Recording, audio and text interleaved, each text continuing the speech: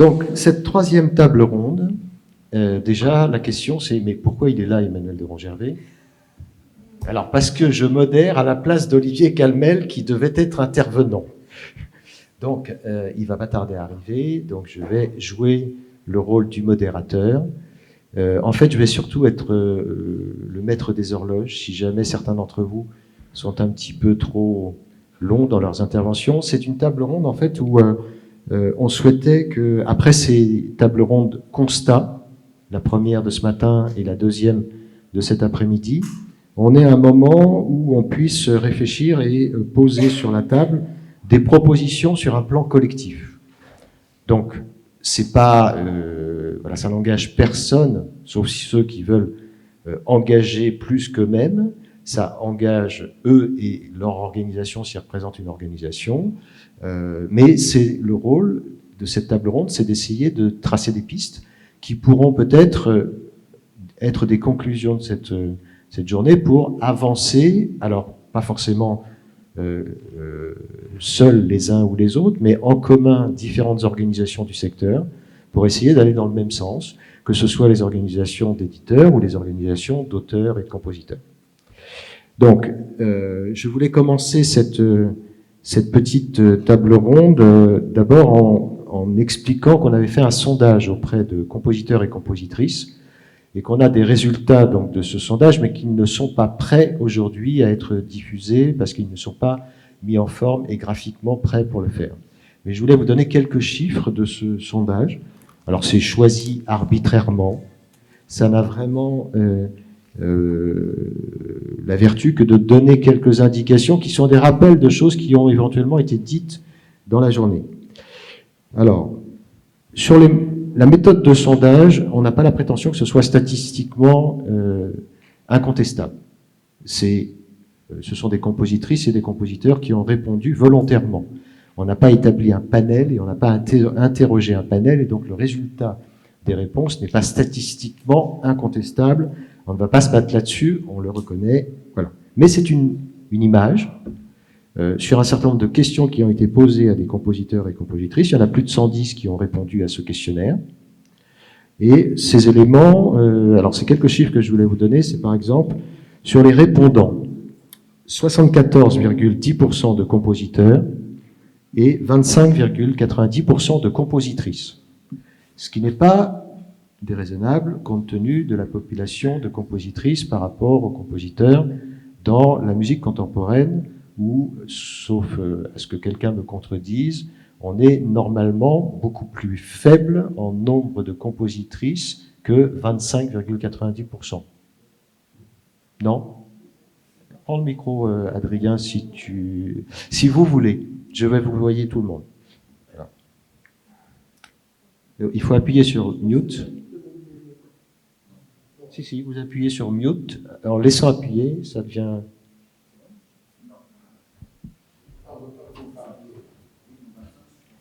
Globalement. Bon, alors, très bien, on est dans le cadre. Donc, la majorité des répondants, 52,80%, avaient entre 40 et 65 ans. Seulement 3,6% de réponses par des répondants entre 20 et 30 ans. Une grande majorité des répondants habitent Paris ou Île-de-France ou l'une des zones considérées comme une grande métropole. Et quand je dis une grande majorité, c'est plus de 72%. En majorité des répondants, une solide formation initiale dans le domaine musical, même s'il y a une proportion non négligeable de compositrices et de compositeurs qui se définissent comme autodidactes. Quand je dis non négligeable, c'est environ 1/5. Une majorité de formation en France, mais certains des répondants ont été formés au Royaume-Uni, aux États-Unis, en Italie, en Allemagne, en Belgique, en Suisse, etc.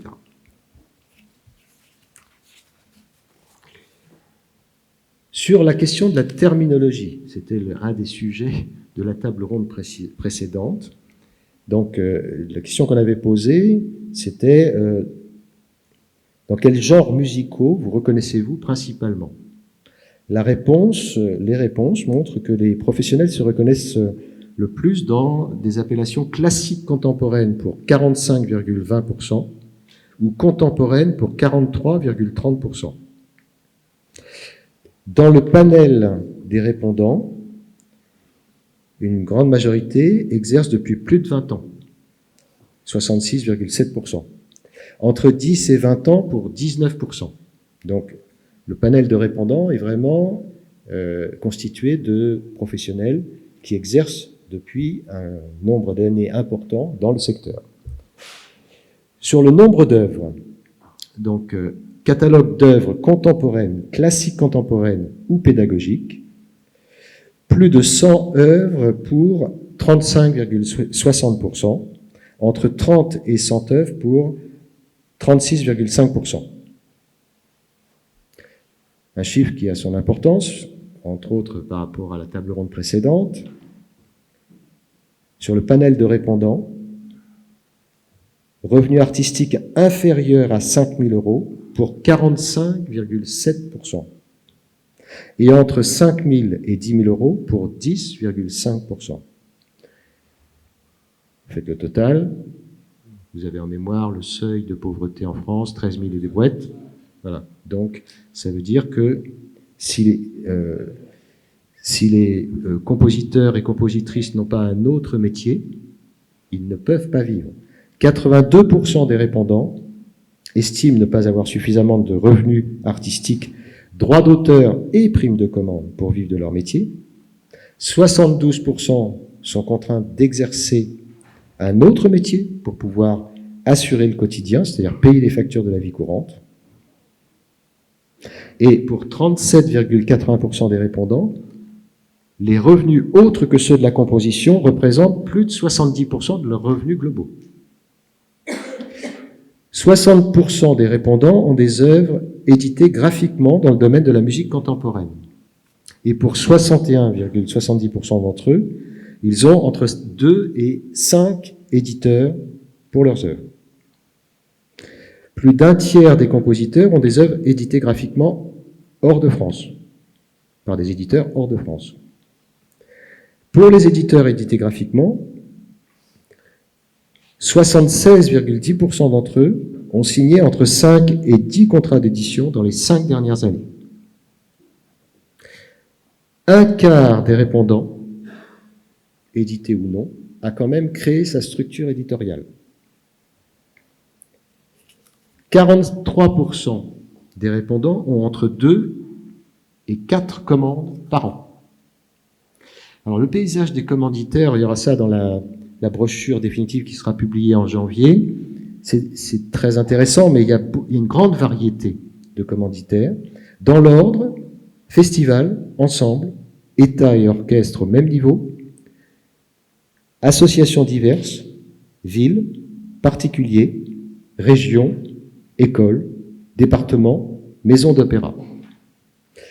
Le mécénat privé représente 3,3% des réponses et les fondations 2,9%. Je vous ai un peu saoulé de chiffres, mais il n'y avait que 10 rubriques. Il y a plus de choses dans ce sondage qui est riche, qui est intéressant et qui sera publié en janvier et qui permettra de donner tous les résultats de ce sondage. Voilà, c'était un peu pour introduire la situation telle que les compositeurs et compositrices la vivent. Et puis maintenant, on va commencer cette table ronde où je vais donc présenter les intervenants et puis demander à chacun des intervenants. Alors, j'ai écrit la question, donc c'est la même question pour tout le monde. Je la répéterai à chaque fois et je l'ai perdue, donc voilà. Mais bon, je la dirai autrement. Quelle piste proposez-vous comme proposition sur un plan collectif pour les compositeurs et compositrices dans le domaine de la musique classique contemporaine? C'est la thématique. Donc, vous y avez droit à chaque fois. D'accord? C'est votre mission, c'est de répondre à cette question. Alors, avant de présenter et de laisser la parole à ma voisine de gauche, il faut que je vous dise que ce n'est pas Claire Baudin. À une lettre près, Robin, c'est Jeanne Robin. Claire Baudin souffre d'une grippe et donc elle a déclaré forfait hier soir et elle a proposé que la responsable communication du Centre de ressources et de promotion Présence Compositrice vienne pour pouvoir Alors, vous donnez ce qu'elle avait envie de vous dire. Il nous semblait important que Présence Compositrice puisse être présente, cette association puisse être présente, dire ce qu'elle faisait et dire éventuellement ce qu'elle a comme piste. Mais je vais la laisser peut-être vous lire ce que Claire Baudin aurait dit si elle avait été là. Je vous remercie. Bonjour à tous. Je suis donc Jeanne Robin, responsable de la communication et de relations presse pour Présence Compositrice. Donc, comme vous le disiez, sa directrice ne peut pas être là, mais m'a chargée donc d'être sa porte-parole.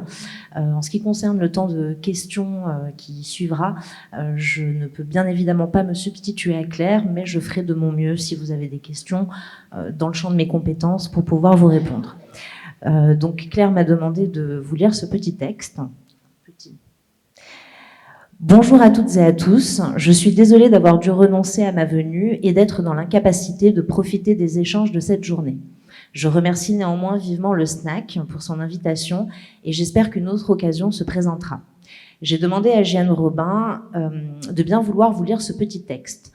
Il ne remplacera pas la spontanéité des mots de dernière minute que peuvent inspirer le lieu, l'atmosphère, l'écoute des échanges précédents ou même une idée subite, mais ils vous donneront quelques informations sur notre travail et, je l'espère, l'envie de le découvrir si vous ne le connaissez pas déjà. Dédié à la promotion des compositrices de toutes époques et de toutes nationalités, le Centre Présence Compositrice est né en juin 2020 avec pour vocation d'être un outil à 360 degrés à destination du réseau de la musique classique, professionnelle et amateur. Ses objectifs sont d'aider à la découverte des œuvres de compositrices, d'en faciliter l'accès et d'inciter à toutes sortes d'autres actions pour les rendre visibles. Présence Compositrice n'est pas née d'une prise de conscience récente de la nécessité d'égalité au sein du secteur de la musique classique, ni de la découverte subite de l'existence de milliers de noms et d'œuvres de compositrices de tout temps. Il est le résultat d'un patient travail mené depuis 2006, donc depuis 17 ans, dont vous pourrez retrouver l'historique sur notre site internet. Il est aussi le résultat d'un acte concret et précurseur posé par l'action culturelle de la SACEM, qui, en 2019, a soutenu financièrement l'élaboration de ce projet et lui a permis de voir le jour. Nous alertons, hélas, sur le fait que les difficultés financières que semble actuellement rencontrer la SACEM menacent la pérennité de ce soutien pourtant indispensable à la poursuite de nos actions dont bénéficient de très nombreuses compositrices vivantes. Notre travail se décline en 5 axes. Programmer, diffuser, sensibiliser, action culturelle, transmettre, insertion professionnelle, créer et partager des ressources, interagir, expertise. Le temps ne permet pas de développer l'ensemble des actions menées sous chacun de ces axes. Je ne mentionnerai donc que ce qui peut être directement concerné, directement concerner les compositrices en activité. En ce qui concerne l'axe programmer, diffuser, en 2011, nous avons créé sur l'agglomération toulonnaise le festival Présence féminine, aujourd'hui Présence Compositrice, qui a été pendant 10 ans le seul festival sur le territoire français à focaliser sa programmation sur les œuvres des compositrices de toute nationalité et toute époque. L'idée de ce festival était de devenir un véritable laboratoire de manière à donner aux œuvres la possibilité d'être découvertes, pour être jouées en concert dans de très bonnes conditions et par d'excellents artistes, hommes et femmes. L'effort demandé aux artistes qui n'avaient jamais, à cette époque, assez d'œuvres de compositrices à leur programme était très important. Celui demandé au public également, puisque ce dernier devait accepter de venir au concert pour découvrir des œuvres inconnues, de compositrices par définition inconnues. Alors je dois dire que j'ai attendu quelques années avant de franchir l'étape suivante, qui me semblait pourtant indispensable, celle de passer des commandes d'œuvres et d'inviter des compositrices en résidence. Le pas a été franchi en 2017 et nous comptons depuis cette date 15 commandes d'œuvres, 6 invitations de compositrices en résidence, de nombreuses créations et d'autres compositrices, dont plusieurs d'entre elles ont été présentes lors des éditions de ce festival. Les compositrices ne font pas exception. Elles ont reçu la même éducation musicale que leurs collègues masculins et ne connaissent pas leurs devancières. Les inviter et leur proposer d'assister au concert du festival est pour elles l'occasion d'entrer dans un univers dont elles ignorent souvent tout ou presque. À l'instar de beaucoup, elles arrivent parfois aussi avec des présupposés négatifs ou certaines craintes, eu égard à la ligne artistique exclusive du festival. Il s'ensuit des échanges souvent riches, dont le récit n'a malheureusement pas le temps d'être dévoilé ici. À ces compositrices, il a été proposé chaque année une commande en hommage à une compositrice du passé. Les femmes, dans quelque domaine que ce soit, ont toujours souffert de se sentir pionnières, parce qu'il leur avait été caché qu'elles avaient des devancières. Il me tenait donc à cœur qu'un répertoire de filiation puisse voir le jour. Il est en cours et compte déjà l'hommage de Camille Pépin à Lily Boulanger, Tiziana de Carolis à Regina Poldowski, Michel Reverdy à Clara Schumann, Edith Canette de Chizy à Adrienne Clostre, Suzanne Giraud à Francesca Caccini. Au programme de notre récente édition qui date de novembre, nous avions 39 compositrices, dont 15 d'aujourd'hui, 5 œuvres en création mondiale et une commande d'œuvres en création toulonnaise. Ce sont des chiffres révélateurs d'un véritable engagement, d'autant plus significatif que notre festival est de format modeste. Sous les deux axes sensibiliser action culturelle et transmettre insertion professionnelle, certaines des actions déclinées sous ces axes concernent bien évidemment les compositrices que nous invitons et à qui nous offrons des occasions de conférences, masterclass, rencontres avec divers publics, par exemple des scolaires. De même, nous avons un regard attentif en matière d'aide à l'insertion professionnelle, puisque nous invitons et passons commande aussi à de jeunes, voire très jeunes créatrices.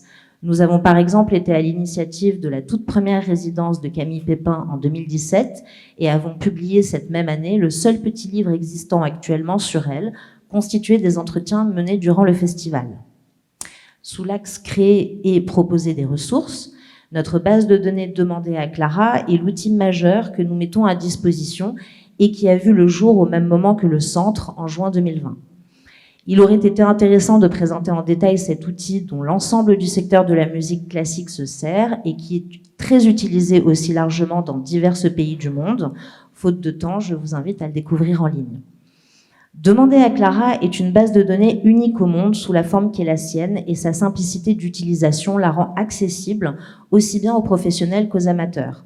Demander à Clara est riche actuellement de 21 556 fiches œuvres, 1912 fiches compositrices qui représentent 10 siècles de musique, 72 nationalités.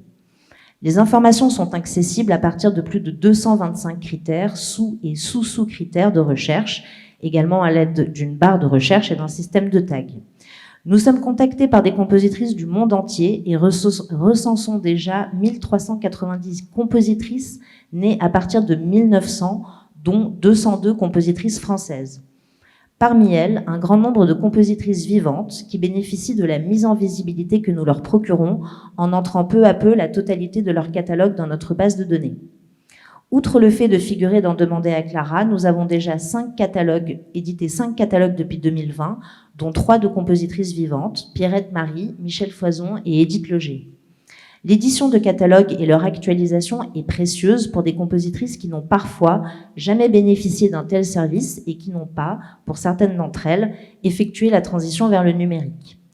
D'autres de nos ressources peuvent contribuer à la mise en valeur du travail des compositrices d'aujourd'hui, telles que la publication d'articles sous la forme d'interviews, notamment dans notre magazine en ligne, que je vous invite à consulter.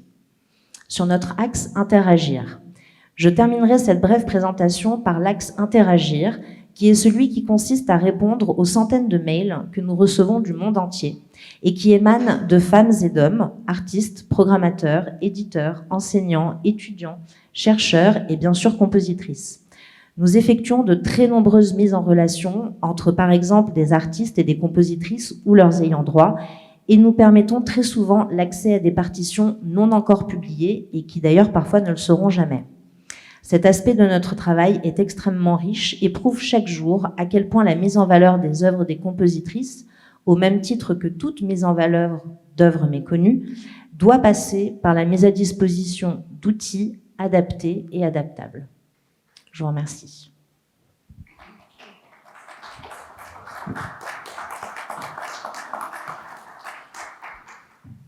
Merci beaucoup, Jeanne Robin, d'avoir permis à Claire Baudin d'être quand même présente en lisant le texte qu'elle avait préparé, qui présente de façon tout à fait exhaustive les activités du centre de ressources.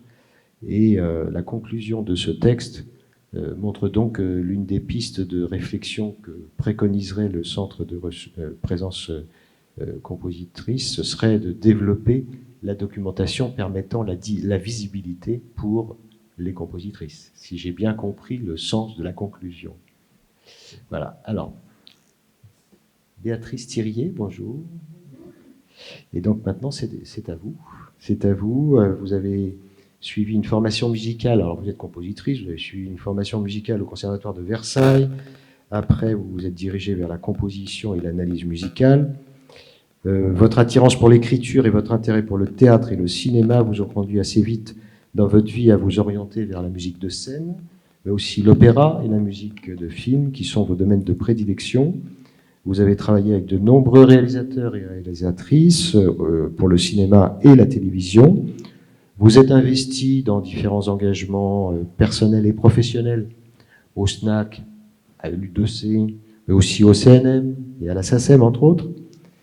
Alors, compte tenu de tout ça, Béatrice, quelles pistes, quelles propositions sur un plan collectif vous verriez utile de faire? Alors, je vais commencer par une anecdote. Mais le micro ne marche pas. Voilà, parce que comme pour citer Claire Baudin, en fait, tellement de choses ont été dites que je suis partie sur d'autres pistes que celles que j'avais prévues de vous raconter. Alors, il se trouve que je reviens de Hong Kong, d'un festival de cinéma dont j'étais l'invitée, et puis j'ai donné des masterclass là-bas à des étudiants, musiciens et des réalisateurs. Et on m'a fait visiter la ville, et il y avait un escalier, et sur l'escalier, il y avait posé 100 métronomes, c'est-à-dire qu'en fait, en pleine rue de Hong Kong, il y avait le poème symphonique pour 100 métronomes de Ligeti. Et il y avait évidemment une petite présentation de Ligeti. Et donc, il y avait des petits-enfants et des jeunes et tout qui s'amusaient à régler les métronomes. Et j'ai dit à la personne qui me faisait visiter la ville, je crois que je vais demander l'asile politique. Voilà, donc, c'est pour moi le plus évident, d'après, c'était mon idée avant de venir, mais c'est cette idée renforcée, c'est qu'en réalité, en France aujourd'hui, on défend le droit d'auteur, c'est vrai, on défend pas mal le droit d'auteur, même très bien le droit d'auteur. On va dire qu'on est parmi vraiment les leaders pour ça, on le sait. Mais par contre, on défend pas bien la création et on défend mal la place des compositeurs, des compositrices, des musiciens et des musiciennes en France.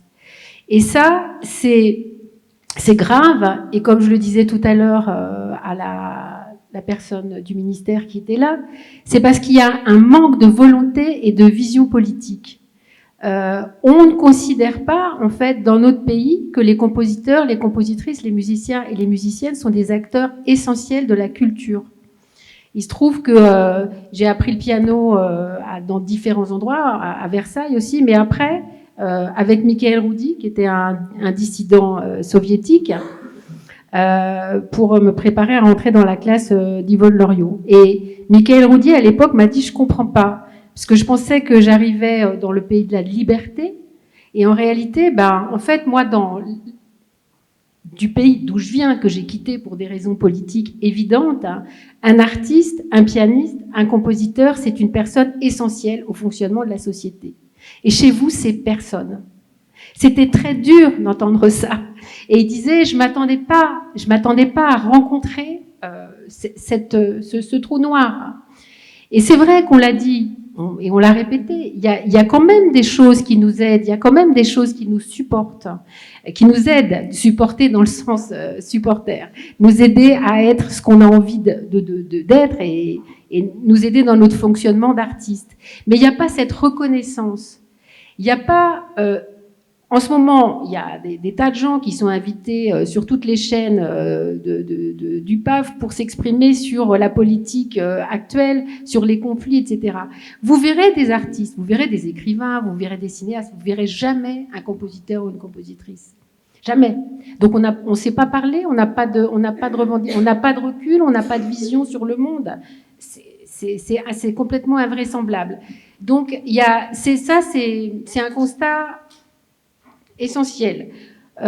Donc cette place, moi je pense qu'il faut la défendre, c'est à nous de la défendre, c'est à nous de la demander, aussi fort qu'on va demander des subventions ou des lieux pour qu'on entende la musique contemporaine.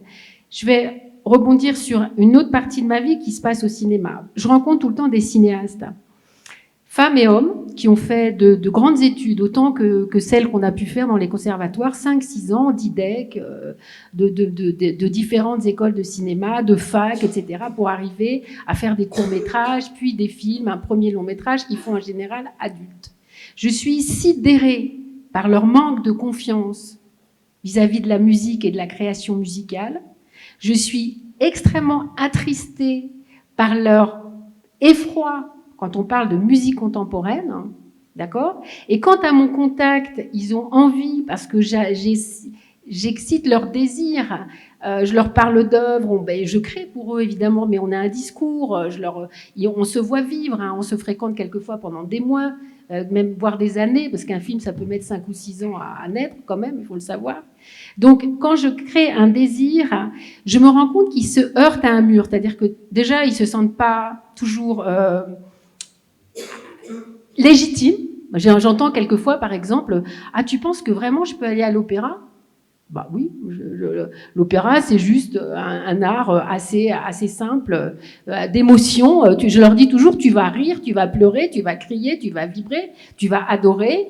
Les places sont chères, ça c'est sûr, mais tu en trouveras peut-être des moins chères. Et puis il y a tellement de choses, voilà. Mais essaye. Mais je vois, vous voyez, ce truc. Alors quand on parle de création contemporaine, etc., c'est encore plus dur. Donc ça fait mal. Il m'est arrivé aussi de faire une formation dans une grande école pour mieux comprendre l'Europe, ça s'appelait à l'époque l'ENA. Donc j'étais qu'avec des futurs fonctionnaires, hommes politiques, etc. J'étais sidérée par leur manque de culture musicale et ils vont même pas au cinéma de toute façon. Donc on va dire qu'aujourd'hui le cinéma, comme disait Godard, c'est l'art populaire. Mais là c'était vraiment zéro. Donc moi j'ai quand même l'impression que si je me mets dans une place, pas de compositrice, mais de citoyenne, et que j'essaye d'être un peu candide, et que je deviens cette personne qui n'y connaît rien et qui voudrait se renseigner, c'est difficile d'aller écouter de la musique contemporaine parce qu'il n'y a pas de lieu dédié à. C'est vrai qu'on a dit, c'est intéressant, ça serait très très très important qu'il y ait une œuvre de musique contemporaine par concert, mais ça serait bien aussi qu'il y ait plus de lieux où on sache qu'on ne peut écouter que ça. Je veux dire, à Paris, il y a encore l'IRCAM, enfin, voilà. Il y a les festivals. Les festivals, soit on est libre pour y aller, soit pas. Donc, mais il y aurait un effort comme ça, déjà, on peut trouver des clubs de jazz, on peut trouver des maisons de la danse, on peut trouver effectivement des galeries de peinture, mais on ne trouve pas des salles dédiées à la création contemporaine. Voilà. Ça commence par ça. Ensuite, dans les musées, de temps en temps, on voit dans les grands musées, Beaubourg, etc., quand Pierre Boulez était encore vivant, il y avait quelquefois des musiciens qui intervenaient dans des grandes expositions et qui jouaient, qui donnaient des concerts. Ça faisait partie de l'exposition aussi d'écouter.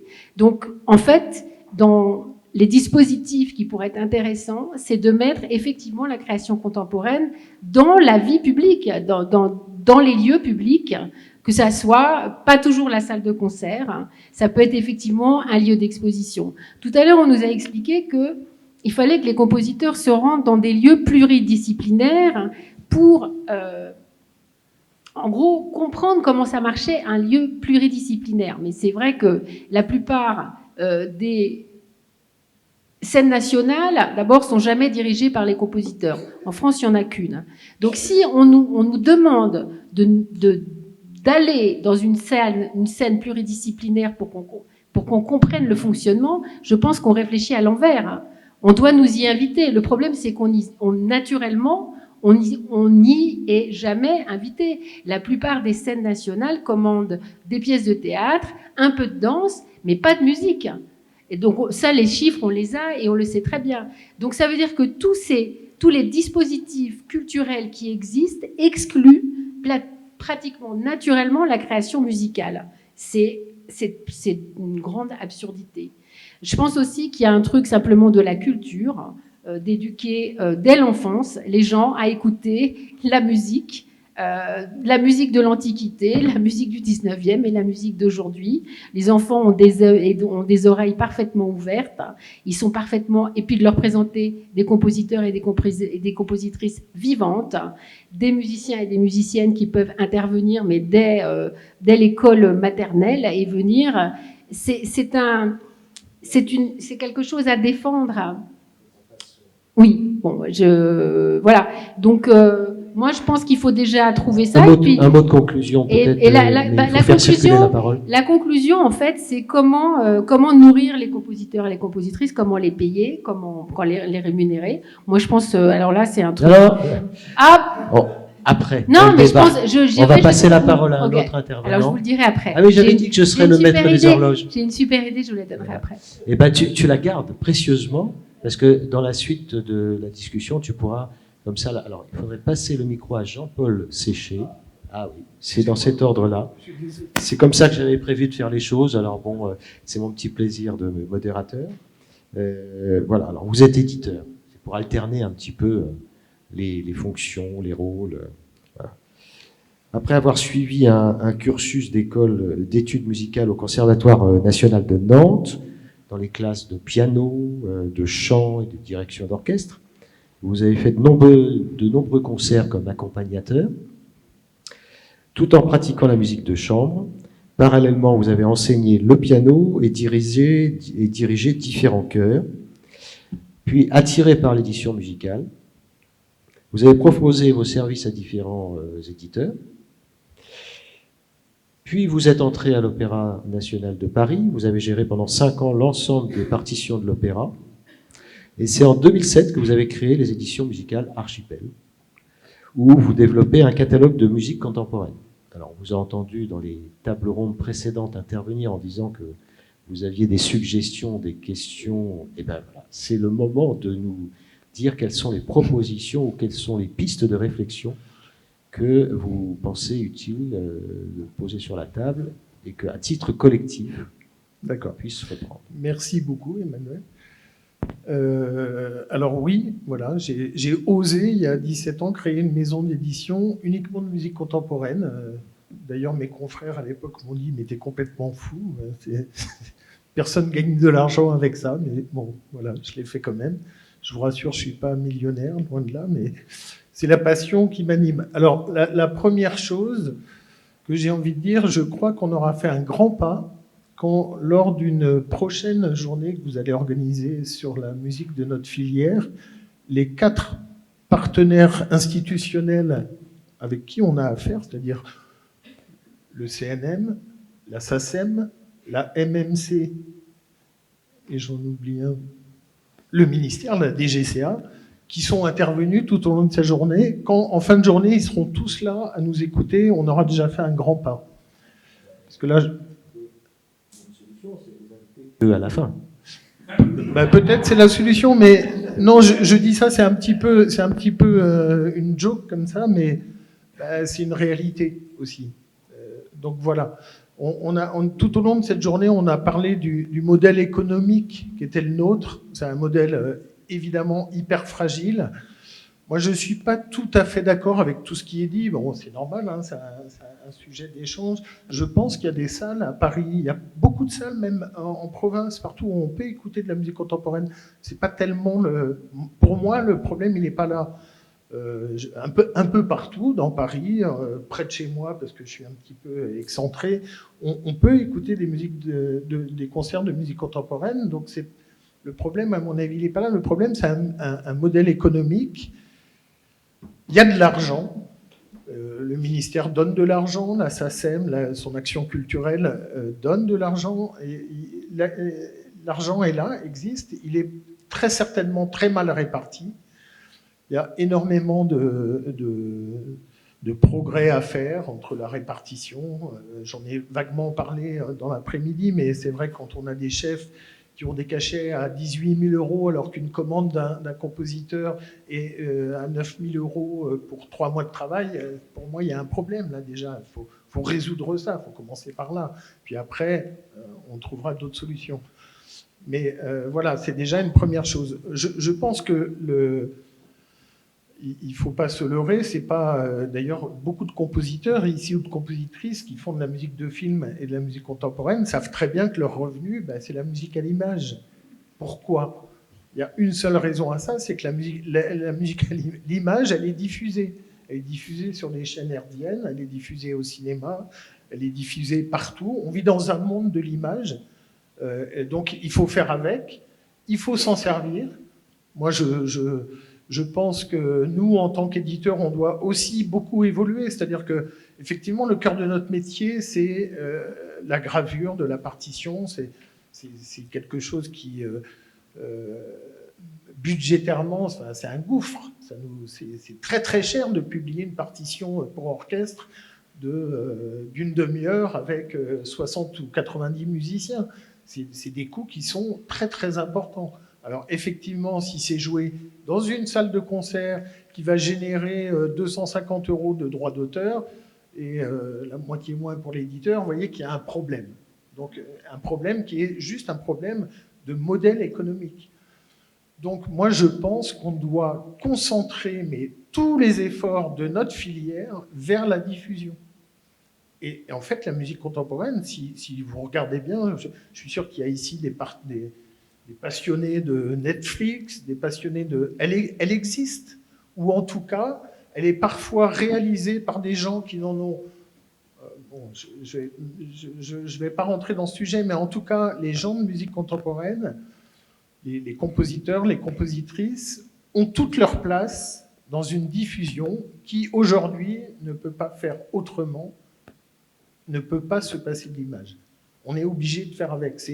On peut l'accepter ou pas, mais je pense que c'est une réalité. Et une fois que ce répertoire sera diffusé d'une manière ou d'une autre, les droits seront générés et ça permettra à chacun d'en vivre correctement. Donc, je pense que vraiment, il faut concentrer notre politique et toute notre énergie vers ça. Ça me semble vraiment essentiel. Qu'est-ce que je voulais dire d'autre ? Je pense que... non, enfin là, pour l'instant, c'est l'essentiel. Je pense qu'on a beaucoup à faire, en tout cas. J'ai trouvé quelqu'un. Si, je voulais quand même dire une chose vis-à-vis de... J'ai mes confrères éditeurs qui ont participé aux 2 tables rondes ce matin et je vais dans leur sens. Effectivement, on a d'énormes problèmes on a entendu... les éditions Biodo, Pierre Lemoine. Je pense que si ces 2 grandes maisons d'édition ne faisaient pas de pédagogique, elles n'existeraient plus aujourd'hui.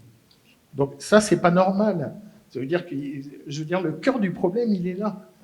On arrive, moi j'ai une petite structure qui navigue sur une crête comme ça. On peut s'en sortir, mais on va être obligé aussi, nous, d'évoluer. Probablement, moi j'essaye de regarder ce qui se passe dans d'autres domaines, au niveau de l'édition musicale, qui n'ont pas du tout les mêmes problématiques, parce qu'eux ne font pas de graphique. Et évidemment, notre problématique, c'est ça, c'est le graphique qui coûte très cher, mais on doit s'adapter, parce qu'eux, par contre, ils sont champions dans la diffusion. Donc il faut vraiment... Oui, il faut qu'on fasse de la synchro, il faut qu'on propose, alors évidemment en accord avec nos compositeurs et compositrices, mais il faut qu'on fasse un peu éditer ce qu'ils ont construit sur des formats plus courts, proposer de la synchronisation, probablement dans du haut de gamme, j'hésite pas à le dire, c'est-à-dire qu'on a affaire quand même à des compositrices et des compositeurs qui ont un vrai savoir-faire avec l'orchestre. Je dis pas que les autres n'ont pas ce savoir-faire, mais il est différent. En tout cas, on peut proposer quelque chose qui est vraiment intéressant et dont une certaine production audiovisuelle peut s'emparer facilement. Ça nécessite aussi des moyens, c'est-à-dire que à mettre en place, c'est beau de le dire, moi ça fait 3-4 ans où je pense vraiment à ça, mais c'est compliqué, c'est-à-dire qu'il faut C'est de l'investissement, il faut aller vers là, mais en tout cas, je pense que et tout à l'heure j'entendais Philippe Gauthier qui réagissait, je pense que c'était par rapport au CD, je crois, au phono, plus spécifiquement, mais on doit aller dans le même sens, c'est-à-dire que vous enregistrez les phonos, mais si les CD ils sont diffusés, ben, vous allez aussi gagner de l'argent. Les compositeurs vont gagner de l'argent, les éditeurs aussi. Mais si on fait un phono, pour faire un phono à 500 exemplaires qu'on va distribuer gratuitement à droite à gauche, ben évidemment, c'est un modèle économique qui ne fonctionne pas. Merci. J'ai déjà parlé trop longtemps. Non, enfin, vous avez été un petit peu plus long que prévu, mais pas beaucoup plus. Donc voilà, c'est très bien. Et maintenant, c'est Olivier Calmel, si vous voulez bien lui passer le micro. Alors, Olivier, on ne le présente pas parce qu'il n'y a pas besoin de le présenter. Et puis surtout, il a été présenté à la table ronde précédente. Du coup, je regarde si j'ai oublié des choses ou oui, peut-être on aurait pu dire que vous avez des œuvres publiées pour le graphique aux éditions Archipel, Clarteux, La Fabrique à Notes, Delatour et Robert Martin, entre autres, pour le graphique, mais vous avez d'autres éditeurs par ailleurs. On aurait pu dire que vous êtes investi dans le travail des organisations professionnelles, que vous êtes, entre autres, président de l'Association française pour l'essor des ensembles avant, membre du SNAC, de l'UNAC, de l'U2C, de la Fédération de la composition, musique de création, et que vous êtes aussi présent dans d'autres institutions comme le CNM. Voilà. Donc, mais tout avait été dit avant. Et par contre, qu'est-ce que vous avez à dire sur les pistes ou les propositions de réflexion? Voilà. C'est ça ma question. C'est la seule question, en fait. Merci pour cette belle introduction. Moi, je suis assez d'accord avec Jean-Paul sur la nécessité de la diffusion. C'est pas parce que c'est mon éditeur, mais là-dessus, on est vraiment totalement en phase. J'ai 5 propositions à faire qui sont groupées très simplement dans 2 domaines, la rémunération et la diffusion. Vous voyez, c'est pas très original, mais quand même. Ces propositions, elles sont portées, je suis pas le seul du tout à les porter, loin de là, et vous allez voir qu'elles regroupent des propositions qui sont faites par des organisations professionnelles déjà, mais je pense qu'on va pouvoir se mettre d'accord sur un certain nombre de choses. La question, c'est comment on les porte dans les institutions, comment on porte le message, si on arrive à s'entendre sur ces messages. Alors, concernant la rémunération, j'ai 2 points. Le premier point, c'est les grilles de rémunération du travail d'écriture. Ça, c'est un vrai point, puisqu'il y a une hétérogénéité entre ce que propose notamment, enfin, ce qu'on peut lire des grilles de la DGCA, ce qu'on peut lire des grilles proposées par la SACEM, qui ont été mis en œuvre notamment avec le SNAC, ce qui est pratiqué dans la vie réelle, et notamment d'institutions portées, essentiellement d'État, en tout cas d'argent public. Il y a une grande hétérogénéité et une part importante, trop importante à mon sens, laissée à la cote. Voilà, à Radio France, la cote, par exemple, a un poids très très important. Donc ça, c'est un vrai problème. Donc je pense qu'il faut réviser ces grilles. Ça concerne toutes les structures directement labellisées ministère de l'Agriculture ou en tout cas qui sont subventionnées par l'État pour l'essentiel. Le deuxième point concerne plus spécifiquement ce qu'on appelait les commandes d'État. C'est plus simple à dire que l'aide à l'écriture d'une œuvre musicale. Ok, alors là-dessus, on a vraiment un gros problème. Bon, ça fait 40 ans que c'est la foire d'empoigne. Il va quand même falloir s'attacher au problème. Il s'agit de presque 1 million d'euros par an de nos impôts, hein, donc ça concerne tout le monde, en fait, tout le monde à titre personnel, enfin en tout cas, voilà, en tant qu'administré. Bon, l'augmentation des crédits, on y est tous favorables, c'est une évidence. Je pense qu'il faut modifier la constitution des dossiers, ça c'est vraiment important. Je parle un peu technique, mais quand même, je pense que on est là pour ça. Il est absurde, totalement absurde, de présenter des dossiers sans présenter une note de musique de l'œuvre qui, la plupart du temps, je le rappelle, est déjà écrite, parce que c'est quand même la réalité. Donc en fait, on nous demande de ne pas présenter... On présente un projet, mais il ne faut surtout pas présenter la partition qui va avec, comme si elle n'était pas écrite. Parce qu'on n'est pas censé savoir qu'on aura ou pas la commande d'État. C'est un fonctionnement absurde qui ne correspond à aucune réalité pratique. Donc il faut déposer l'œuvre. Moi je pense que, et là je ne vais pas me faire que des amis, mais tant pis, dans les comités d'experts, ce qu'on appelle, alors il y a les rapporteurs, il y a les comités d'experts. Dans les comités d'experts, je pense qu'il faut évacuer les compositrices et les compositeurs. Voilà, mais purement et simplement. Afin de supprimer le plus possible en tout cas d'évacuer le plus possible les conflits d'intérêts qui émaillent 7 millions d'euros distribués tous les ans depuis 40 ans, 50 ans, voilà, et qui n'a pas fait que des heureux, et qui est même, si on regarde l'histoire, parce qu'on a quand même les noms des bénéficiaires tous les ans, démontre clairement son inefficacité en termes de qualité et en termes surtout de justice. Voilà. Donc je pense qu'il faut également un comité de surveillance pour ces commissions. Parce que même depuis la déconcentration, pardon, le terme exact c'est déconcentration, force est de constater que c'est pas tellement mieux du point de vue du conflit d'intérêts.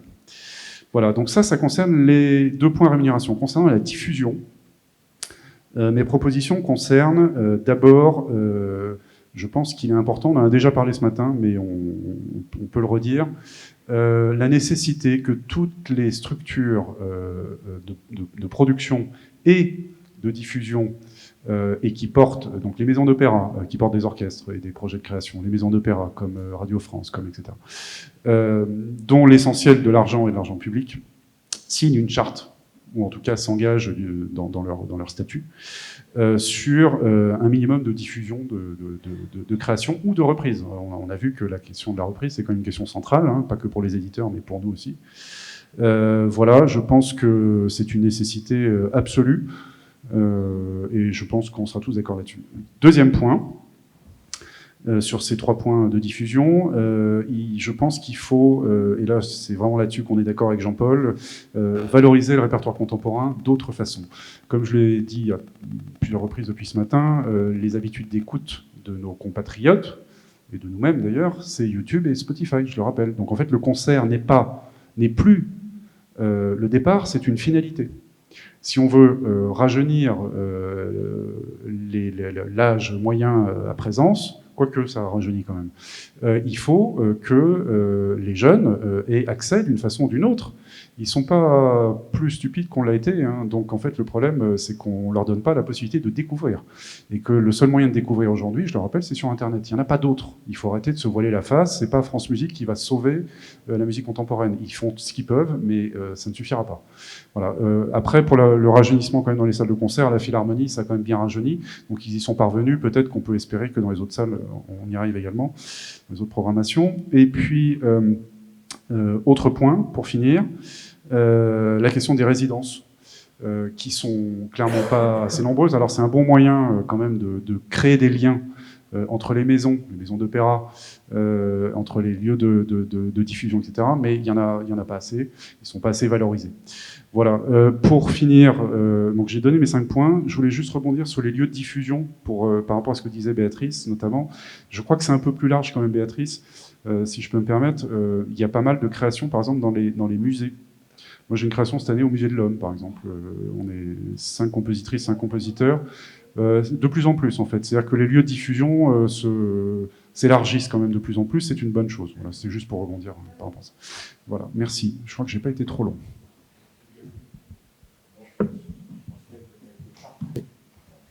C'est pas comme au micro. Tu as été parfait au point de vue timing. Adrien Tribucchi. Alors, il faudrait lui passer un micro parce que vous stockez les micros sur la table.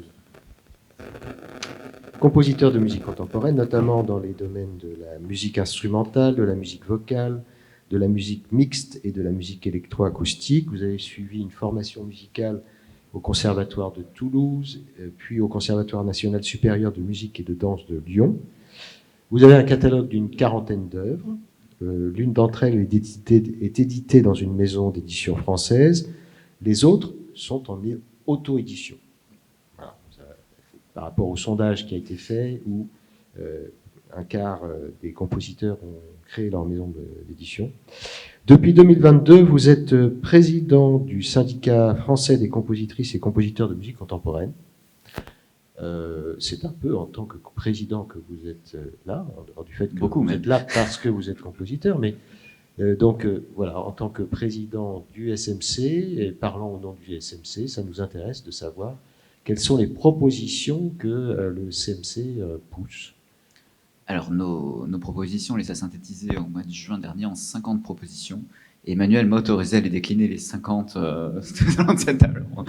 Mais à défaut de le faire, je vais évidemment essayer de les synthétiser pour rebondir aussi sur ce qui a été dit avant. Je vais rejoindre déjà ce qu'a dit Béatrice tout à l'heure sur la figure de la compositrice, du compositeur dans la société et dans l'espace médiatique. En fait, c'est vrai qu'on est totalement absent. Et on se faisait la remarque l'autre jour en rendez-vous avec l'ARCOM que, effectivement, des écrivains peuvent être invités à la radio tous les matins pour donner leur avis sur comment va le monde. Jamais les compositeurs et compositrices. Et on a là-dessus probablement un espace à reconquérir qui va aussi te permettre d'être visible de la part des programmateurs, parce que quand on parle de diffusion, on a un réel problème d'accès aux programmateurs, que ce soit dans les scènes nationales, tu l'as dit, mais aussi les orchestres et les maisons d'opéra, qui sont aussi des endroits qui ont l'habitude de travailler avec des agents, soyons très clairs, et qui n'ont pas l'habitude d'avoir des artistes en direct, à part des très grands solistes, quoi qu'ils sont souvent des agents. Mais on a vraiment une interconnaissance à recréer entre les programmateurs, la société et les compositrices-compositeurs, afin de retrouver un espace aussi où on puisse exister. J'essaye de synthétiser les 50 mesures en plusieurs points. J'en oublierai peut-être un peu quand même. Mais il y a une question sur le spectacle vivant qui va vraiment être de savoir quelle part des budgets les maisons d'opéra, d'orchestre, des scènes nationales vont consacrer à la rémunération des auteurs. On a beaucoup travaillé au SMC sur cette question-là. Effectivement, Olivier soulignait la question de la juste rémunération et de grille de rémunération très hétérogène. Il y a aussi la part très faible que ces maisons consacrent à la création sur le budget total, qui est lié au fait qu'il y a beaucoup d'interprètes, mais aussi beaucoup de frais de structure. Et sur toutes ces maisons labellisées, ces opérateurs de l'État qui sont financés pour la part de l'État, qui est parfois minime, il faut quand même être assez honnête, sur le programme budgétaire création, qui est une part minimale de 1% qui soit consacrée à la rémunération des compositrices-compositeurs, ce qui couvrirait à la fois de la commande, et effectivement susciter plus de commandes et des meilleurs moyens pour la commande, mais aussi la mise en place de résidences et d'artistes associés dans la plupart de ces lieux labellisés. Il y a effectivement un dispositif dont on a parlé ce matin de compositrices-compositeurs associés dans les scènes nationales, qui existe, qui est dur d'accès, parce que justement on a un problème de connaissance des directions. Là il y a vraiment un travail avec les réseaux d'ailleurs. Mais finalement de telles résidences pourraient aussi exister dans les orchestres et les opéras. Et on est en discussion d'ailleurs avec l'AFO et la ROF, qui sont aussi les réseaux de ces structures-là, pour imaginer avoir cette ces compositeurs présents aussi physiquement dans une maison. Parce que c'est là aussi où le public, où la musique contemporaine s'incarne par la figure du compositeur, de la compositrice, et pas seulement par son œuvre. Et il y a là-dedans quelque chose de très important. Sur la diffusion dans le spectacle vivant, il y a aussi la question d'avoir un réseau de lieux labellisés, spécialisés. Il y a des CDN, des CCN en France qui sont très nombreux. Il y en a plusieurs par région pour la création musicale. C'est les Centres Nationaux de Création Musicale, les CNCM. Il y en avait 8, il n'y en a plus que 7 parce qu'à Nice, il n'y en a plus. A priori, il va y en avoir un 8e qui va rouvrir à Dijon. Mais bon, à Lyon, c'est en difficulté. On n'a pas du tout un réseau national parce qu'à 7, c'est pas vraiment un réseau. On a vraiment un enjeu aussi d'avoir des maisons qui puissent être structurantes sur les territoires, des points nodaux, j'allais dire, pour la création musicale, qui puissent faire rayonner les ensembles, qui puissent aussi constituer des lieux de diffusion. Souvent, ils n'ont pas de salle, les CNCM, contrairement aux CCN et aux CDN. Donc, ils n'ont pas de lieu pour montrer les œuvres. Et ce serait aussi pour toutes les équipes artistiques, les compagnies, les ensembles, une manière de faire rayonner la création sur les territoires. On a aussi, pêle-mêle, je les ai pas redonné la question de l'aide directe aux compositrices et compositeurs. Alors, il y avait 3 dispositifs. Il y a l'aide à l'écriture dont on a parlé. C'est pas tout à fait 1 million, Olivier. On est un peu moins de 700 000. Et les crédits sont d'ailleurs en baisse sur le budget 2024. C'est l'un des rares budgets sur le programme 131 qui baisse et qui n'est pas à la hausse. Et qui ne suit pas du tout l'inflation. On a la bourse auteur-compositeur que Marie-Céline a présenté tout à l'heure. Il y a aussi le DICREAM qui existait au CNC, qui permettait de développer des projets notamment technologiques ou avec et pluridisciplinaires. Ce programme a été supprimé dans la réorganisation des aides du CNC, mais c'est vrai que c'est un guichet qui a disparu et où il y a probablement un enjeu de recréer un dispositif d'aide pour couvrir ce que couvrait le DICREAM auparavant. Il y avait un volet d'aide à l'écriture qui était pas tout à fait négligeable. On a la question aussi de la diffusion dans l'audiovisuel, et là je rejoins Jean-Paul, d'autant que les coms de l'audiovisuel public sont en négociation et qu'on est vraiment au moment où il faut qu'on arrive à discuter de la place de la musique contemporaine, mais au-delà de ça, parce qu'évidemment les coms ne vont pas rentrer dans l'esthétique, de la place d'auteurs vivants, en fait, tout simplement dans la diffusion à la radio, à la télévision. Et on a évidemment là-dessus un enjeu à jouer. Et aussi, tu le soulignais, la création de nouveaux formats aussi. Aujourd'hui, porter la musique contemporaine à la télévision, c'est pas forcément simple si on dépasse la synchro. La captation d'œuvres, ça a aussi sa limite. Savoir est-ce qu'on invente de nouvelles formes de captation ou de mise en forme audiovisuelle d'une œuvre de musique contemporaine pour s'y voir le geste de l'interprète. Il y a toute une réflexion qu'on peut engager sur ce plan-là aussi pour justement que l'audiovisuel public puisse jouer son rôle finalement d'éducation populaire et de médiation de nos œuvres vers l'ensemble de la société. Et voilà, je réfléchis. Il y a effectivement la question de la formation.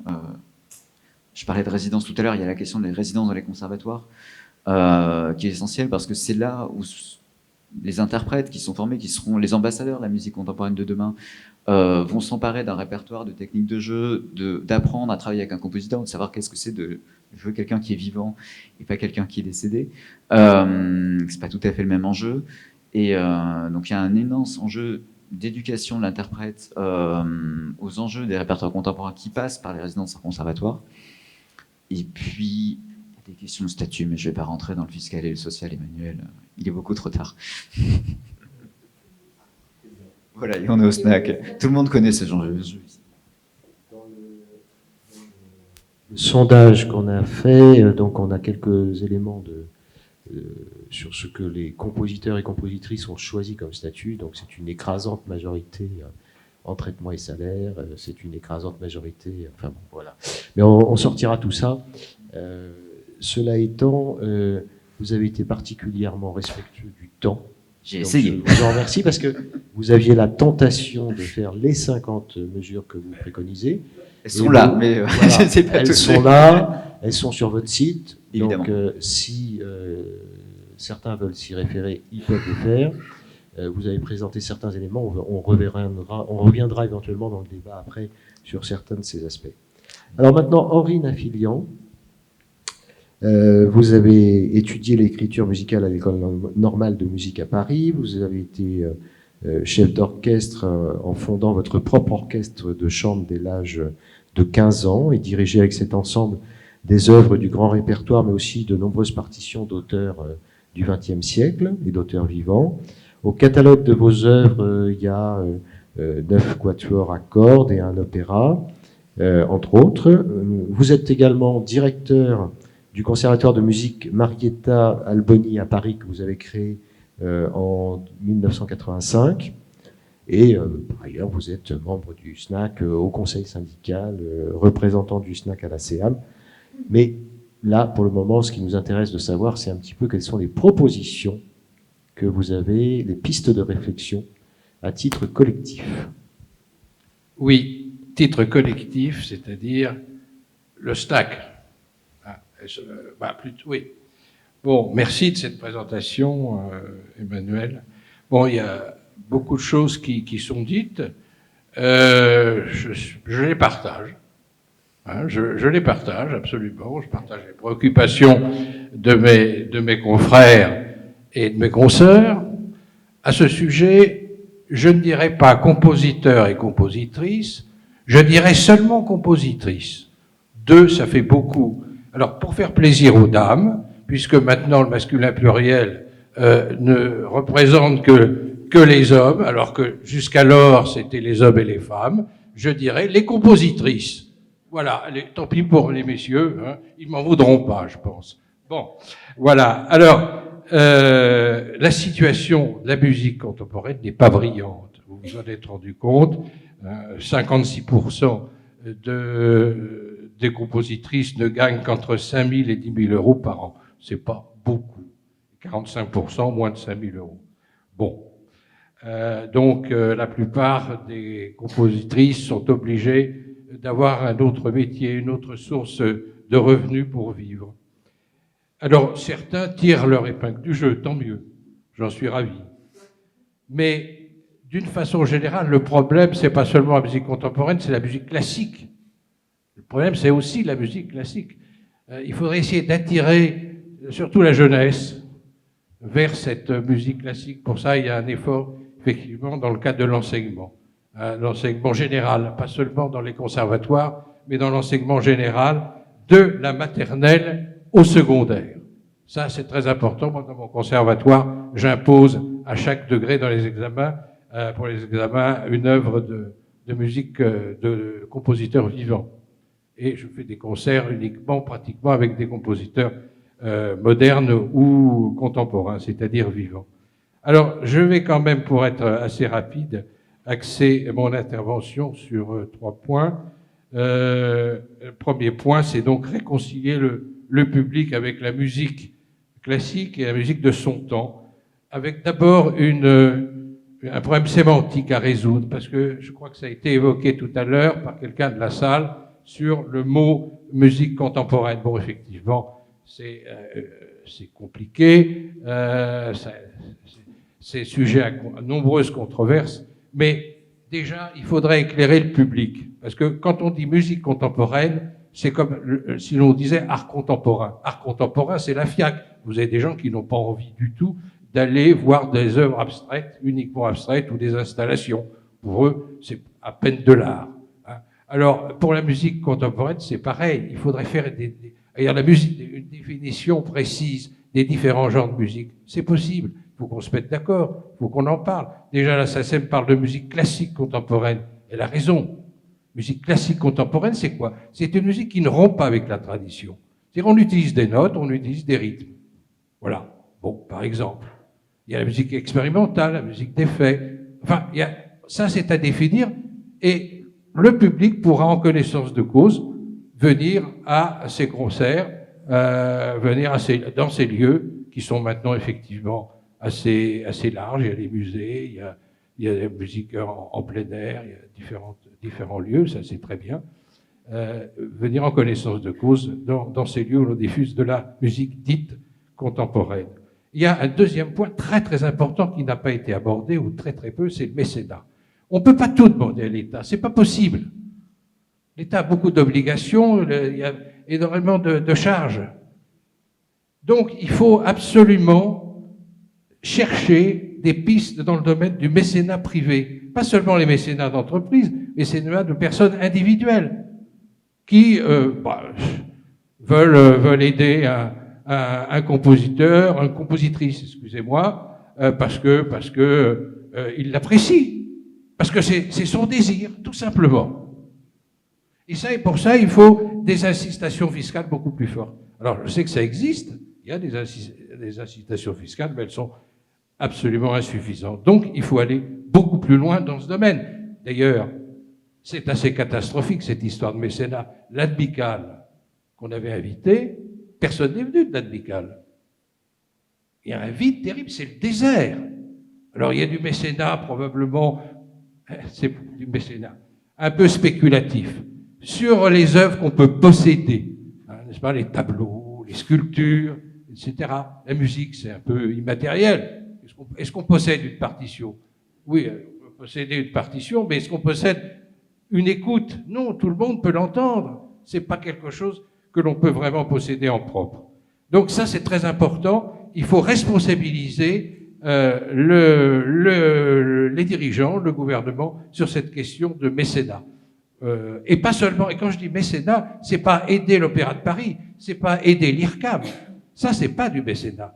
C'est aider des personnes qui ne font pas partie des institutions. Voilà. Et une chose très importante aussi, troisième point, c'est la diffusion. J'espère que je ne suis pas trop long, vous le direz. Alors, la diffusion, il faut aider. C'est très important. Les petits diffuseurs, ceux qui organisent des concerts. Et la plupart me disent, oh, mais on va pas mettre de musique contemporaine. D'abord, on n'a pas de public. Ça, c'est la première chose. Et puis, deuxième chose, ça nous coûte de l'argent. Il faut payer les droits d'auteur. Ben, moi, je propose que, pour ces diffuseurs, s'ils donnent au moins la moitié, dans leur programme, la moitié de leur programmation en œuvre de musiciens vivants ou du domaine protégé, eh bien qu'ils aient une aide. Une aide alors, une aide, ça peut être la SACEM, ça peut être...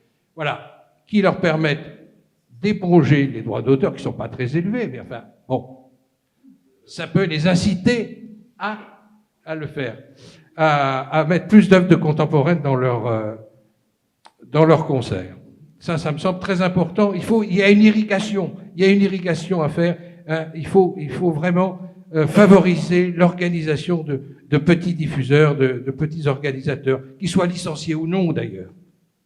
Voilà. Donc, là, je crois que le temps est bientôt imparti. Et bien sûr, il y a une chose aussi importante, c'est qu'il faut trouver des sources de financement beaucoup plus larges.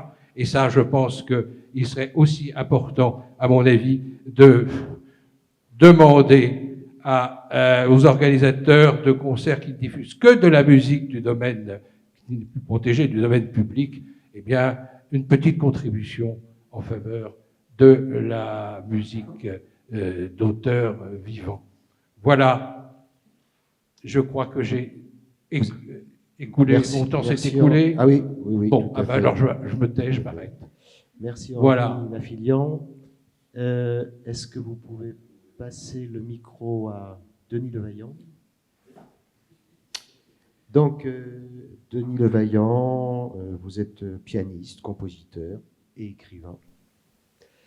Au Conservatoire national supérieur de musique à Paris, vous avez suivi les cours de Gérard Griset, Marius Constant et Claude Balif. Vous êtes créateur d'une vingtaine de spectacles musicaux, dont un ballet symphonique et plus de 140 œuvres de concert. Vous travaillez très activement à l'utilisation de vos œuvres au cinéma et dans l'audiovisuel. Vous êtes investi dans la défense des intérêts collectifs et d'ailleurs c'est à ce titre que vous êtes président de la Fédération de la composition, musique de création.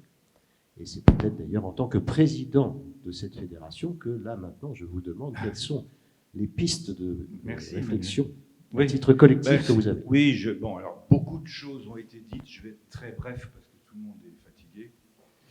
Mais donc beaucoup de choses ont été dites avec lesquelles évidemment font partie un peu des discussions que nous avons eues depuis 2 ans et demi à la Fédération. Mais je vais essayer de résumer quand même en 4 points des choses qui me paraissent et qui nous paraissent assez fondamentales pour les temps à venir, dans une énergie de mobilisation un peu militante, je dirais, parce qu'en fait, il s'agit de ça. Il s'agit de défendre notre métier. Et je pense qu'on n'est pas assez souvent conscient de cette nécessité vraiment vitale. Je crois qu'à la Fédération, on s'est évidemment unifié sur cette idée qu'il fallait absolument, oui, sur le plan sociétal, comme tu disais, remettre la musique, la création musicale elle-même dans une sorte de beauté, je dirais, culturelle. Parce que effectivement, en France, la France est un pays littéraire avant tout, quoi. Et vous parlez d'écrivains toutes les semaines, et moi je vois surtout beaucoup de philosophes autoproclamés qui viennent toutes les semaines à la télé nous raconter leurs histoires avec Dieu ou avec je sais pas quoi. Et c'est vrai qu'on ne voit jamais de compositeurs à la télévision. C'est quand même, c'est absolument, c'est ridicule, quoi. C'est totalement ridicule parce qu'on a fait tous autant qu'on est. Parfois, peut-être plus d'études supérieures que les philosophes en question. Bon, bref, je parle pour moi. Donc, on est bien conscient que voilà, il y a une nécessité, mais vraiment vitale et sociétale, de rendre la création musicale la plus naturelle possible. Parce qu'en fait, on se rend compte qu'il y a un vrai problème de culture en France depuis en fait, on peut dater. Ça date des années Langue avec Fleuret, d'il y a à peu près 40 ans, où il y a eu une véritable énergie de réforme considérable. Moi, j'en ai fait partie, je pourrais en parler de façon très précise, parce que j'étais un des jeunes créateurs à l'époque qui était appelé par Fleuret pour le conseiller sur des tas de domaines. Et on s'est habitué, malheureusement, il y a eu des choses formidables, mais le côté négatif a été que la création a été prise avec des pincettes, un peu. C'est-à-dire, depuis cette époque, il y a donc des efforts vers la création, et on a parlé de ça depuis ce matin, mais on a oublié que les œuvres devaient être diffusées, soutenues longtemps, sur un long terme, comme le travail de l'éditeur, c'est 70 ans après la mort de l'auteur. Donc on est sur un temps très long. Or, je pense qu'en France, on a oublié ce temps long, tout simplement. Et que je pense que c'est quelque chose qu'il faut... j'ai rencontré toutes les tutelles depuis 2 ans, et à chaque fois, ça a été un sujet de conversation très important. Avec Radio France, par exemple, Pierre Charvet était là ce matin, mais il n'est pas, lui, responsable de la diffusion, mais quand même, il a quand même un pied dedans. Or, on s'aperçoit à Radio France que la culture de la création, c'est la culture du one-shot. C'est-à-dire, il y a une commande, une création souvent à présence, donc dans un festival spécialisé, et ensuite, l'œuvre meurt, tout simplement. Et ce système, il est en fait délétère pour nous autres. C'est terrifiant, parce qu'en fait, ça nous fait mourir, tout simplement. Or, on arrive à une sorte de paradoxe intellectuel on pourrait, évidemment, je n'irai pas jusque-là, mais on pourrait presque dire que c'est la subvention qui fait crever la création. Ce qui est quand même très paradoxal par rapport à d'autres systèmes économiques et culturels dans le monde. Bon, je vous laisse réfléchir sur cette question. Mais Radio France, par exemple, j'ai eu des conversations avec eux, et pour arriver à leur faire comprendre qu'il fallait diffuser les œuvres plusieurs fois, mais c'est un travail de colosse. Vous vous rendez pas compte? Ils sont parfaitement contents, ils sont très contents quand ils l'ont fait une fois. Ils estiment qu'ils ont fait leur boulot. Voilà, c'est tout. Et ça, c'est grave. Ça, c'est très grave. Sur le fond, c'est quand même très grave. Les orchestres, c'est pareil. Les orchestres, quand vous voyez la programmation des orchestres classiques subventionnée par l'État quand même, à de très haute, quand même, de façon très importante, et on a l'impression, finalement, si vous faites le parallèle avec le cinéma, c'est comme si dans toutes les salles de cinéma, on ne diffusait que des films muets. Ah, ben oui, hein. C'est-à-dire que les orchestres symphoniques en France ne diffusent de la musique que jusqu'en 1920. Voilà. Après, c'est trop dangereux, ça va faire fuir notre public. Bon, tout ça, c'est des bobards. Parce que si on ne fait pas ce travail, effectivement, on en a parlé depuis ce matin, c'est un travail de pédagogie profonde, et bien, si on introduit, c'est pour ça que moi j'ai proposé de reprendre cette proposition de Surance, de mettre une œuvre, au moins une œuvre d'un compositeur vivant dans tous les programmes de musique symphonique en France. Vous vous rendez compte ce que ça représente? Ça ferait une centaine d'œuvres qui seraient jouées par an, hein, puisqu'il y a au moins une centaine d'œuvres sur tout le territoire de concerts symphoniques. Oui, plus. Et vous vous rendez compte ce que ça crée déjà comme revenu, comme visibilité des compositeurs vivants, et ensuite le fait que ça forme l'oreille du public, tout simplement. On s'y habitue petit à petit, et après, on n'aurait plus ce hiatus avec ce mot contemporain où les gens vous disent « Ah, c'est pas pour moi ». Et ça, c'est terrible. Il n'y a rien de plus tragique que de rencontrer quelqu'un qui, tout d'un coup, se rend compte qu'il aurait envie, mais c'est pas pour lui. Ça ne peut plus durer. Et c'est à nous de faire l'effort, de faire cet effort finalement pédagogique, presque par rapport y compris aux institutionnels, qui ont assimilé cette culture du one-shot de telle manière que, voilà, c'est pareil pour les ensembles. Les ensembles de musique spécialisée sont jugés en fonction du nombre de créations qu'ils font dans une saison, et non pas, absolument pas, sur le nombre de concerts qu'ils font avec la même création. Vous voyez ce que je veux dire? C'est-à-dire qu'il y a une culture du one-shot, de la création, qui est pour moi très dangereuse et qu'il faut absolument changer. Voilà. Ça, c'est le premier point. J'essaie d'être bref, mais c'est quand même... Après, deuxième point. Oui, le premier point. Ah oui. Dans le deuxième point, je vais encore plus... J'ai très rapide. Je pense qu'il faut que nous, tous ensemble, collectivement, on arrive, en tant que créateurs de musique, à dépasser les catégories dites esthétiques ou fonctionnelles. Parce que je trouve que ça nous cause énormément de tort. Oui, ça nous cause énormément de tort. Il y a, de même que la culture du one-shot, il y a une autre culture qui s'est instaurée dans la création musicale, qui consiste à penser que la musique écrite pour le concert de musique contemporaine est la valeur suprême sur le plan esthétique, sur le plan culturel, Alors que tout ce qui est fait par ailleurs, la musique pour, ce qu'on pourrait appeler musique pour, ce qui est un très beau mot, la danse, le théâtre, le cinéma, les installations, ça, c'est considéré comme un genre un petit peu secondaire. Voilà. Je pense que dépasser ces catégories-là nous ferait beaucoup de bien. Parce qu'en fait, on est créateur de musique. Et quelle que soit la fonction de ces musiques, elles existent telles qu'elles sont. La fonction ne change pas la valeur de l'œuvre. Voilà. Troisième point. Ça y va. Hein. Je suis d'accord avec les histoires de mécénat. Denis, c'est pas pour te couper, c'est juste pour laisser un petit peu la... Ouais. Non, mais j'y salle, vais. Troisième point, je suis d'accord avec cette histoire de mécénat. Je pense qu'il faut la travailler et le SNAC devrait s'y mettre très très sérieusement avec les autres organisations syndicales. Parce qu'en fait, le système du mécénat privé pourrait être très intéressant. En fait, c'est le système américain. C'est-à-dire, c'est pas de l'argent qu'on donne, c'est de l'argent qu'au lieu de donner au fisc, on donne à un artiste. Et ça devient très intéressant. C'est-à-dire que moi, si je paye, disons, 5 000 balles d'impôts, les 5 000 balles, je vais pouvoir les donner à cet éditeur qui m'intéresse, cette association symphonique qui m'intéresse, ce compositeur, cette compositrice qui m'intéresse, etc. Et alors, évidemment, c'est une défiscalisation. Voilà. Voilà. Ça, mais c'est un vrai sujet, mais il faudrait y travailler, aller voir Bercy, faire un vrai dossier et faire un vrai dossier juridique. Mais je pense que ça pourrait être extraordinairement intéressant et vraiment ça changerait les choses dans notre économie, en France en tout cas. Et enfin, je voudrais juste terminer sur une chose.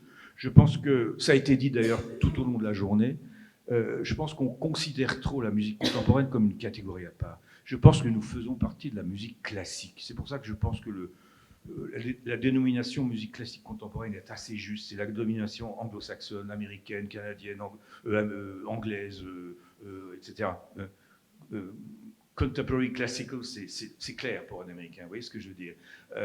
Et ça veut dire qu'il y a une filiation avec la musique classique, mais en fait, on fait partie du monde de la musique classique. Nos intérêts sont ceux de tout le métier de la musique classique. Et je pense que ça, c'est très important de s'en rendre compte. Parce que la musique classique elle-même est un tout petit bout du champ musical. Vous voyez ce que je veux dire? C'est, en fait... Et oui, bien sûr. Voilà. Donc je pense il me semble que c'est important que les créateurs d'aujourd'hui travaillent à fédérer l'ensemble de la profession. L'ensemble de la profession. Qu'on ne sépare plus dans nos intérêts le fait que nous savons écrire pour l'orchestre, que l'autre qui fait du rap, c'est pas intéressant, c'est vulgaire, il faut arrêter avec ça, parce qu'on est tous dans le même bateau et un jour ou l'autre, nos métiers vont disparaître. Tout simplement parce que le numérique, dans le monde numérique, mais là il faudrait un colloque entier, oui. Dans le monde numérique d'aujourd'hui, il faut absolument qu'on s'organise pour se battre et défendre nos droits. Mais ça, c'est vraiment fondamental. Alors, tu as vraiment explosé le délai qui t'était imparti.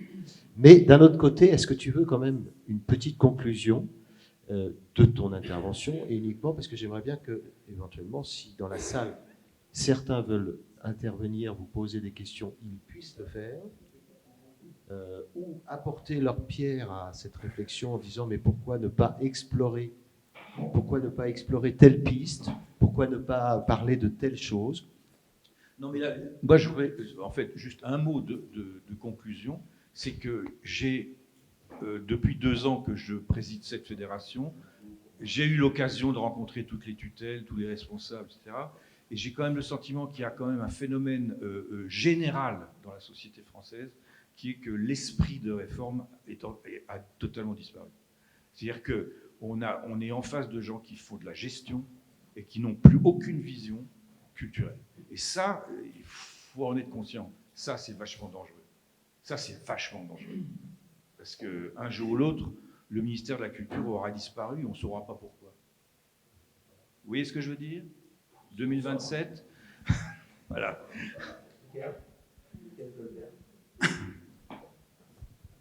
Merci de m'avoir passé le micro. Donc je voulais juste faire... il y a 2 remarques que je voulais faire. D'abord, merci pour toutes vos présentations respectives qui sont quand même très riches.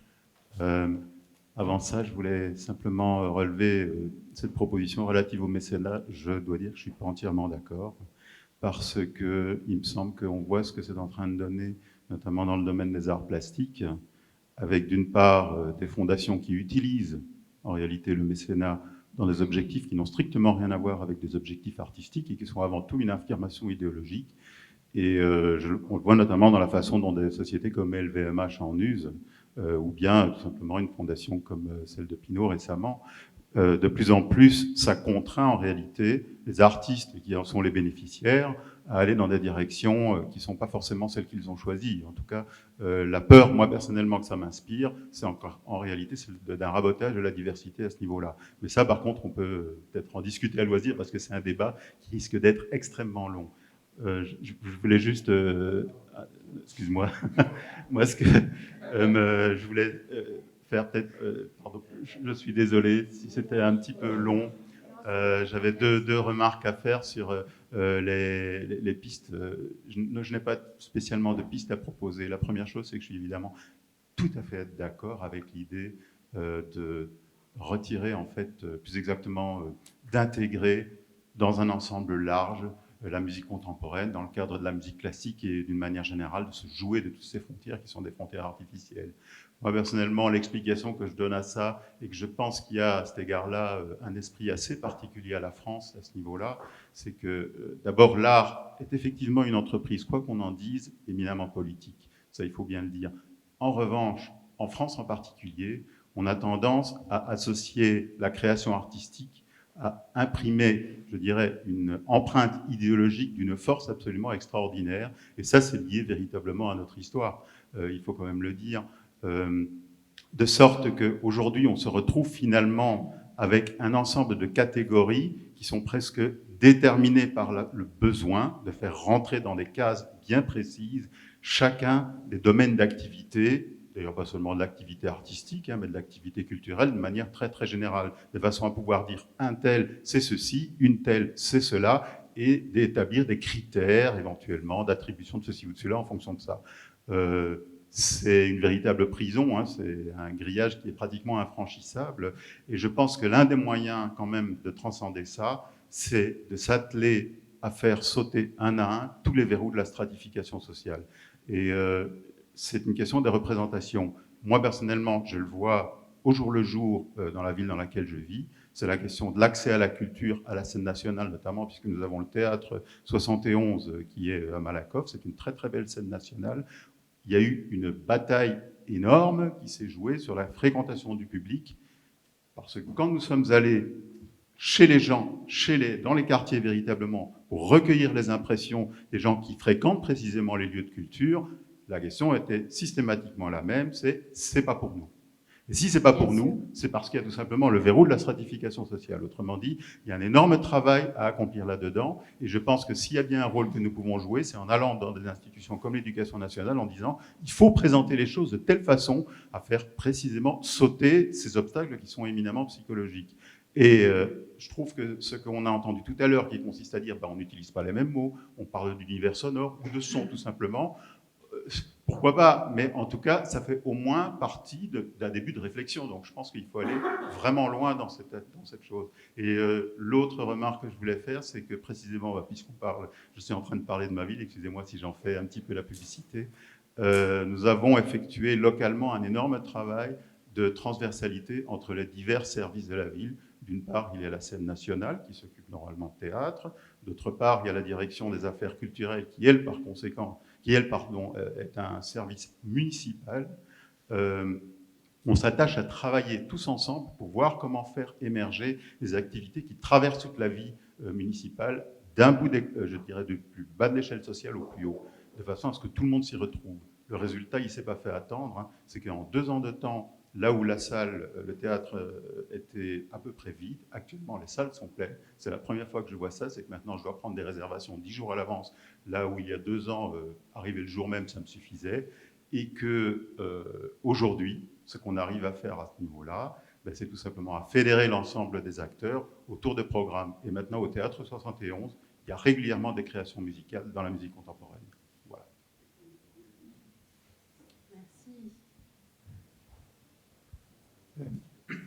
Dans la suite de tout ce qui s'est dit, Je crois qu'on pourrait se retrouver, au sous-entendu les organisations d'auteurs et compositeurs et celles d'interprètes, sur deux types de revendications que je voudrais mettre comme des choses plutôt simples, étant entendu que c'est pour tenter de répondre à des questions qui sont complexes, comme on l'a vu aujourd'hui.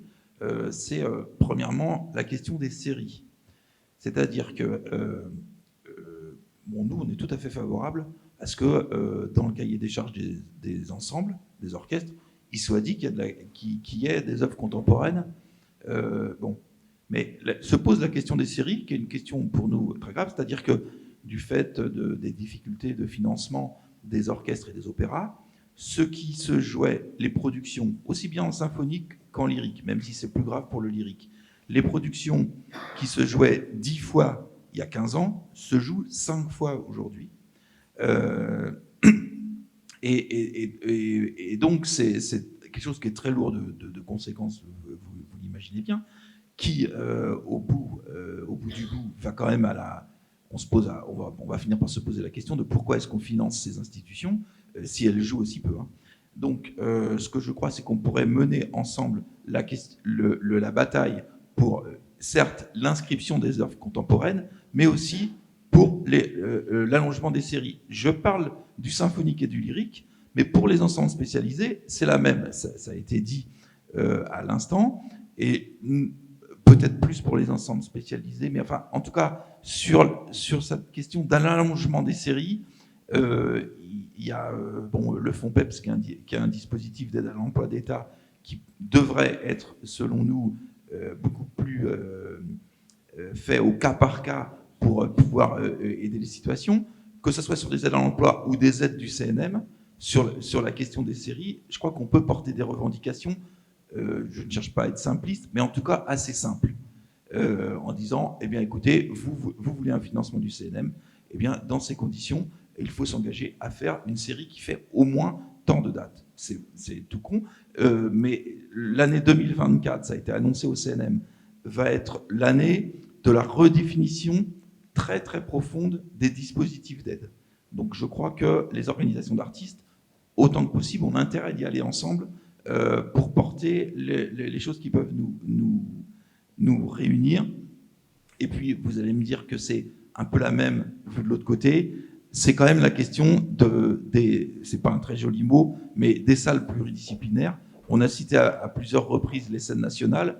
On oublie souvent ce qu'est le réseau des théâtres de ville, qui représente un nombre de salles beaucoup plus conséquent que les scènes nationales. Et là, je pense aussi qu'au niveau du CNM et au niveau des dispositifs d'aide, d'ailleurs, les directeurs des théâtres de ville sont plutôt partants sur cette idée, dire que les lieux qui jouent le jeu de la programmation musicale, parce que c'est pas obligatoirement que la création contemporaine, mais que les lieux qui jouent le jeu de la programmation musicale au sein de leur programmation, eh bien, aient un autre niveau d'aide que ceux qui la laissent à la portion congrue. Voilà, je fais juste ces types de propositions pour montrer qu'on peut travailler sur du précis et du concret. Absolument. Moi, je voudrais dire qu'au cinéma, il y a un label qui existe, qui est le label Art et Essai.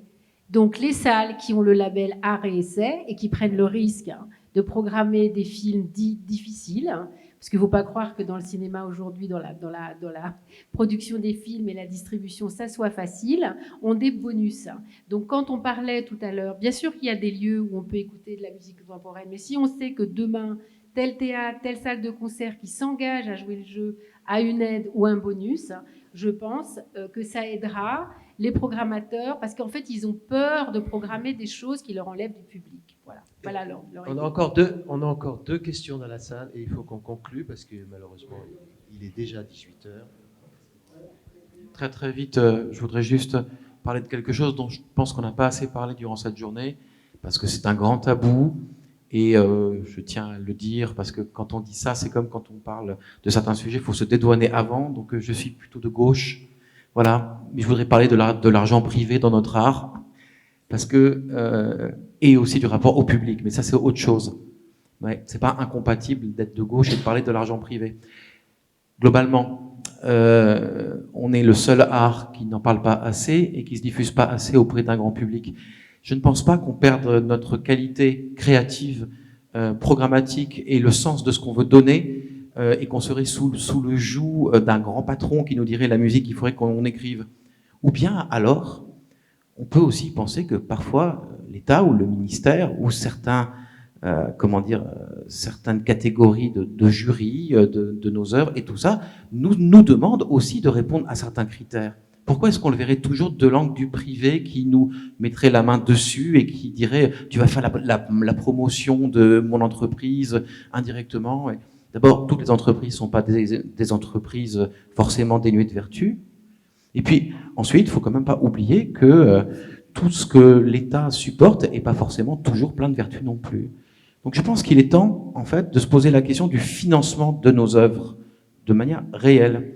Je pense qu'il est temps de se dire que un partenariat public-privé n'est pas forcément une démission des vertus sociales qui nous habitent tous ici.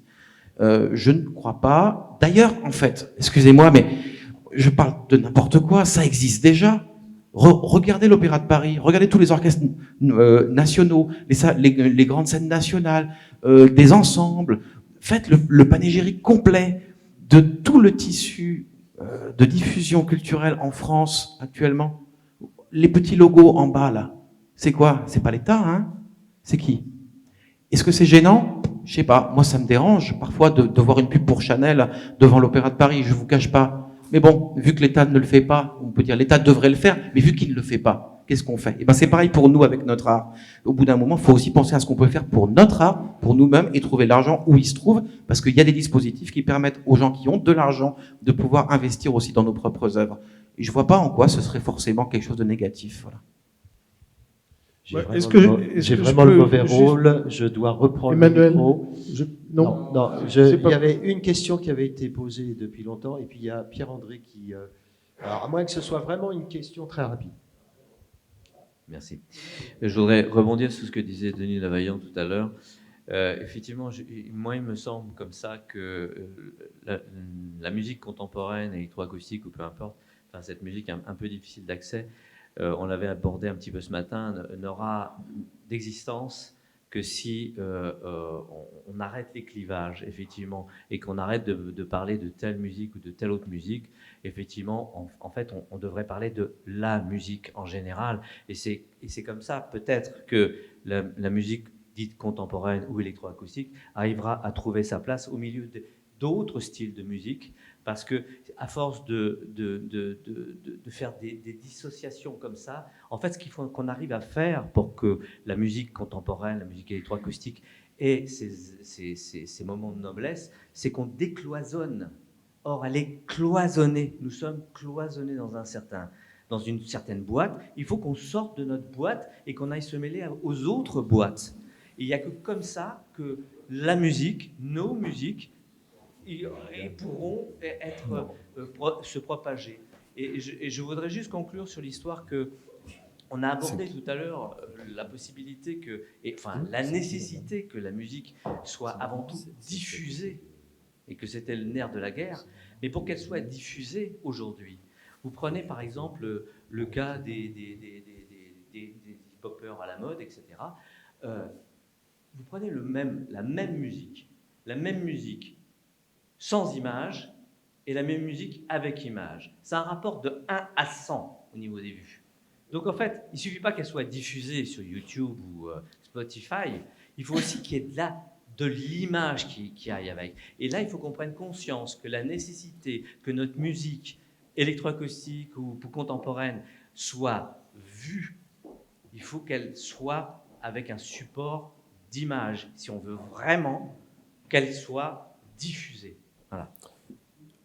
On va être obligé d'arrêter, parce on devait arrêter, à moins qu'il y ait des gens qui soient désespérément dans le besoin de dire quelque chose, mais je pense qu'on a eu des débats très riches. Alors, je voudrais remercier toutes les personnes qui sont venues dans les différentes tables rondes. Bien sûr, les musiciens, ils ne sont plus là, mais on les remercie beaucoup. Merci à la Fondation Birmas-Laporte qui nous a accueillis. Merci à la CEAM qui a financé cette journée. J'ai un petit merci spécial à donner à Emmanuel de Rangervais, notre délégué général, qui va bientôt prendre sa retraite. Et je pense que il a beaucoup investi, il a beaucoup travaillé sur cette journée. Et donc, je pense qu'on peut l'applaudir pour plein de raisons.